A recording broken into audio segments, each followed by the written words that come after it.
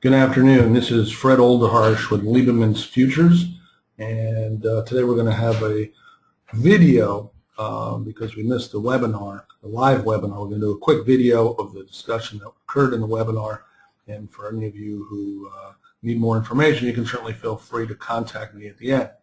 In any event, we're here for an advanced options webinar using models and tools to evaluate trading, in fact, never mind the trading. We're going to discuss the Black-Scholes model, the implied volatility sheets, the options skew, the Greeks, the valuing positions, and analyzing positions. And we're going to do it all in about 12 minutes. So be prepared. It's going to be quick, particularly if I can get this thing to work. Here we go. This is an options price sheet. At the top, you enter data like the month, the price, the implied volatility, the expiration, put in the skew, and that's about it. So we're going to make it a little bit bigger, and we're going to look at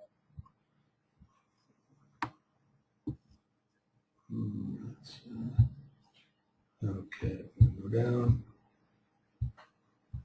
As you can see, it's a flawless system. Okay, we got 1,300 in the middle. This is the S&P. Here's how valuation trade sheets work. We're trading 1,300 in the S&P, and the calls and the puts are, of course, priced at the same level. We're going to look at it, and it's 13.75 at the money vol. Now, what we're going to do is we're going to spread it out a little bit. You can see a little bit more information. If you look here, 1,300, it's 13.75 vol. Now, as you go higher and higher in terms of strikes, the vol is lower and lower. And that's because of the way the S&P is situated in terms of skew. As you proceed on the downside, however, the skew gets larger and larger in terms of implied volatility.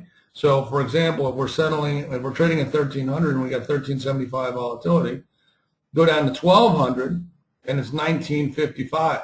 So that's an enormous discrepancy in implied volatility. The sheets help you price options at various levels, and that's why they're so useful. People who trade on the floor use the sheets to determine a market value. If somebody comes in and they say, how are the 1250 puts? Well, they look at their sheets and they're worth 1272 on their sheets. And they may make a market 1250 bid at 1,300. And that's how we get a market in that option.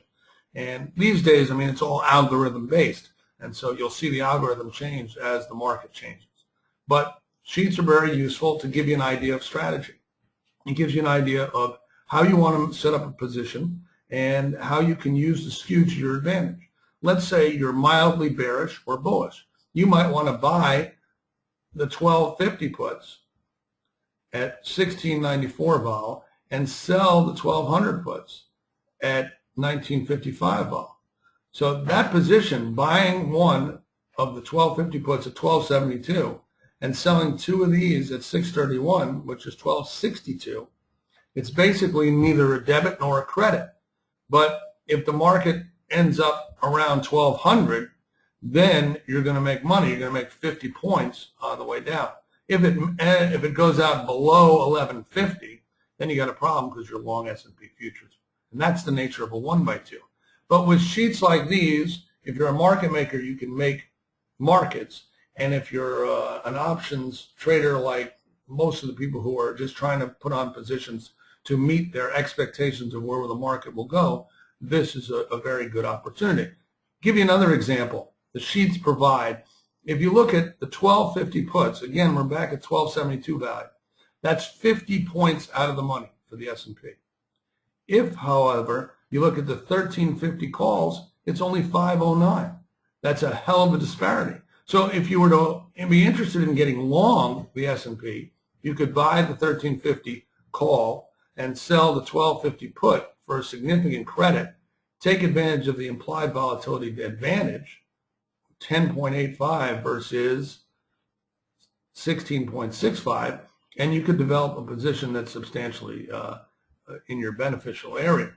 Now, to give you an idea of the disparity of a market that plays in flat skew. Flat skew is the flat skew is set up the way Black and Scholes set up their model in the early 70s to establish values for options. And the Black-Scholes model said this is how options are priced based on the model. And in this case, as you can see over here, this is 1375 is a flat skew. And the 1250 puts are worth 839 as opposed to 1272. Substantial difference. And that's the power of a skew. Now, the reason we have such a skew in the S&P is because people are willing to pay extra money to hedge their risk, when in fact, the question is it too much? Are they paying too much to hedge their risk? And so the S&P provides a myriad of things to look at. And on a nightly basis, I distribute an options price sheet, which gives you the implied volatility skew for 10 different markets. If you're not currently receiving that, you ought to send me an email or give me a call and let me know that you'd be interested in it. And you know, it could be quite beneficial for you. So when you see the difference between a skew and a flat skew, you must wonder, well, how much of a skew is acceptable? And that's a very good question, because while the S&P has this huge skew, it seems to be trading that way for a long period of time. Now, how much could be acceptable? Now, we're going to go to an example whereby the skew is definitely not acceptable. We're trading 1300. Again, it's 1375 vol. If we go up one strike, it's 1475 vol. So we've made it a 1% volatility move per strike, just to give you an example how absurd it can be. So as we go down, the puts should be worth less and less. And here they are: 2662, 2607, 2564, 2530, and we go down and down and down and down until at a certain point, because of the Vega, they actually become worth more. And obviously, that's ridiculous. Nobody's going to, if you could buy the 1222, the 1220 puts and sell the 1215 puts for a credit, everybody in the world would do that. But this is to show you why there are certain boundaries for implied volatility skew. And that's what we're going to look at. So while this is going to be quick, you have to understand that these valuation sheets, which are available to certain people, are really useful tools. And then what happens is you're going to just change the volatility, just change the value of the futures. And as you change the value of the futures, everything changes. The price of the options changes based on what one would expect them to be, based on the change in price of the futures compared to the change of the price of the options. So an at-the-money option with a delta of 0.4997 now, if it goes down, if we go from 129.80, no, from 1298, I'm sorry, from 1298 up here to 1297, it should move about 50 ticks. Again, 2478 and move it up. 2478 goes to 2251, 2530. It's got a delta. It moves just with the futures. Now, another benefit of this is it has a value at risk attached to it. And value at risk shows you how your position moves. In this case, we're going to put in your long 10, 1300 calls. And we're going to go over to the VaR result page, and we're going to see what happens if we run the VaR.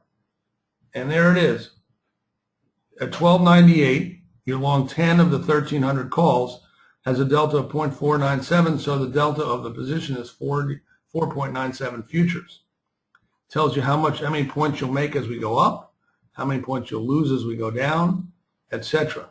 And it gives you a great opportunity to look at your position and make a decision about what the best way is to take risk and understand your risk rewards. Now, unfortunately, this is the abbreviated version of using option valuation sheets and the VaR to analyze positions. There's obviously so much more to that. If you're interested in learning more, I have other information. Please contact me. We can discuss what your needs are and discuss how I can help you. So in the meantime,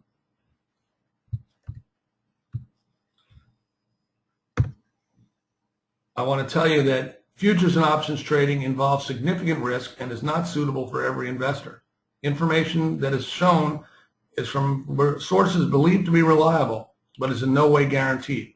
Past results are not indicative of future results. I hope you found this PowerPoint and the show to be educational and productive. I work closely with clients to help them understand the best ways to establish positions to meet their risk-reward profile. The program you saw in today's presentation is available to active clients. To open an account and get started on the process of trading options in a value-oriented manner, go to our website at www.libanman.com or libanman.com/open account. If you're currently trading options and not making this type of evaluation, it's time you did. Work with a broker who understands the importance of strategic analysis. Feel free to contact me at 347-949-4546 or 917-656-1767 or by email at fred.oltarsh@libanman.com. Thank you for participating in today's program, and I look forward to hearing from you.